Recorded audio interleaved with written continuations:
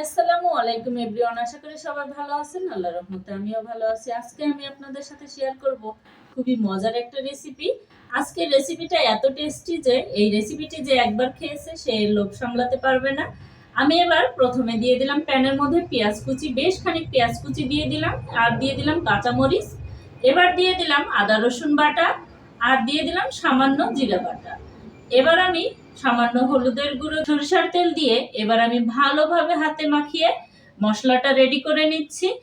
যে কখনো খায় নাই সে কিন্তু একবার খেলে এর লোভ সামলাতে পারবে না। কন্টেন্ট ক্রিয়েশন করা খুবই কঠিন। প্রথমে রান্না করতে হয়, তারপরে সেই রান্নাটা ভালোভাবে ভিডিও ধারণ করে এডিট করে ভয়েস ওভার দিয়ে তারপরে আমি কিন্তু শেয়ার করি। তবে আপনারা যদি আমার এই ভিডিওটি ভালোবেসে লাইক শেয়ার কমেন্ট করেন তখনই আমার এই কষ্টটা সার্থক হয়। ধন্যবাদ সবাইকে আমাকে সাপোর্ট করার জন্য। Thanks for watching.